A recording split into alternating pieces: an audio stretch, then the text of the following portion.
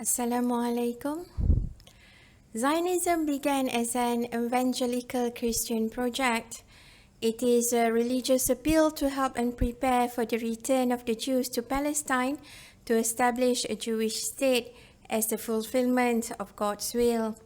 Later, the Christians involved in this campaign politicized the theology of return when they realized that a similar movement had emerged among European Jews who despaired of finding a solution to anti-Semitism in Europe. The Christian desire to see a Jewish Palestine coincided with a similar European Jewish vision in the late 19th century. Subsequently, it gave birth to lobby groups to gather support for a Jewish homeland. When Theodor Herzl started spreading his idea for a Jewish state, the impoverished working-class Jews were very receptive to his idea, while the elite Jews remained aloof. The latter had no reason to abandon their comfortable life in Europe. Herzl looked down on the former and denigrated them, but realized they were more amenable to moving to Palestine. Ilanpappe critically examines the evolution, influence and activities of pro-Israel lobby groups, particularly in the US. He traces the origin of Zionist lobbies back to the 19th century and highlights the collaboration between Christian Zionists who wanted to hasten the Second Coming and Jewish Zionists who wanted to help European Jews escape anti-Semitism. Together, they persuaded the British government to support the establishment of a Jewish state, culminating in the Balfour Declaration in 1917. Balfour had no sympathy for the plight of Jews. In 1905, he supported the Aliens Act to stop an influx of Jews fleeing the pogroms of Eastern Europe. Some scholars suspect he was actually driven by anti-Semitism. He did not want more Jewish immigrants in Britain. Herzl himself repeatedly told the British and Germans that the Zionist colonization of Palestine would divert the dreaded Jewish immigrants from Western Europe to Palestine. Herzl suggested that a Jewish state could serve not only British interests in Asia, but those of the Western world. According to him, it would be in the interest of the civilized nations to have a cultural station in Asia. A Jewish state would contribute an element of stability to Asian politics. This book discusses how the Zionist lobby groups have shaped US foreign policy in favor of Israel. It explores the historical context, strategies, and impacts of the lobbying activities, arguing that they often prioritize Israel's interests over US interests and broader considerations of peace and justice in the Middle East.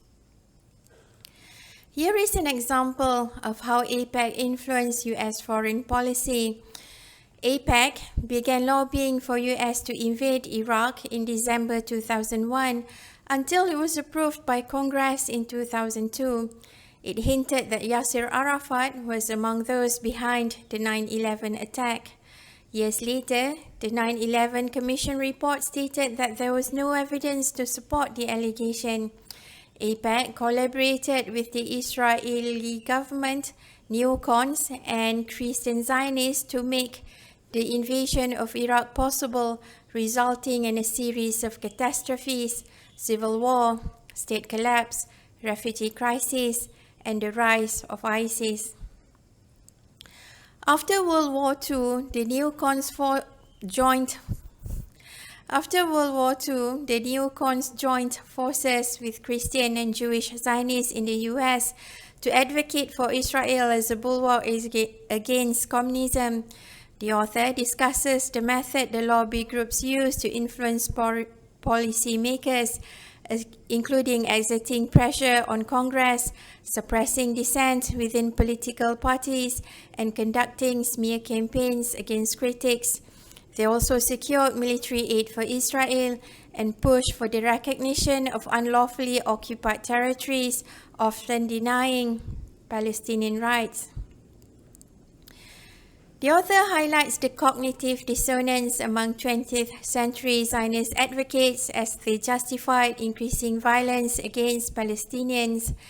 The Zionist lobby groups have shaped the political culture in the US and UK, affecting politicians' ability to address Israel's abuses of Palestinians. When politicians or public figures refuse to support Israel or criticizes Israeli policies, the lobby employs various strategies to marginalize them. For example, Jeremy Corbyn, the US Labour Party leader, was labeled as an anti-Semite, leading to him being ousted in 2020. The lobby groups have used many tactics to pressure, discredit, or sideline politicians and advocates who refuse to support Israel. Among the tactics are smear campaigns and accusations of anti-Semitism, political pressure and intimidation, censorship and career damage, intervention in elections, loss of institutional support, and manipulating legislative and legal actions. These tactics create a chilling effect, discouraging people from openly debating and criticizing Israeli policies, regardless of their personal beliefs or human rights concerns. This is especially the case in the US, where supporting Israel is seen as a bipartisan issue. The author proposes several ways to counter the lobby's influence. Among steps that can be taken are raising public awareness by promoting open debate and education, countering the criticism of Israel as anti-Semitic, grassroots activism and political pressure, breaking the political consensus, reforming campaign finance, holding politicians accountable, and supporting alternative voices, challenging media bias, and international solidarity.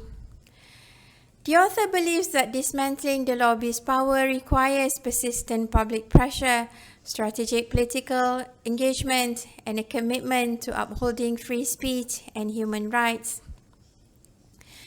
At the beginning of the book, the author poses this question: why does Israel still lobby for its legitimacy more than 7 decades after its establishment? Defenders of Israel are constantly beset by self-doubt about the state's legitimacy, fueling the campaign to justify a project and later a state that could only be founded and sustained by the constant oppression of another nation. They react strongly to Israel's critics because they know the critics have a point, and they cannot deny it. Sykes and his compatriots in the British War Cabinet had one thing in common when committing to an Anglo-Zionist Palestine. They knew practically nothing about Palestine.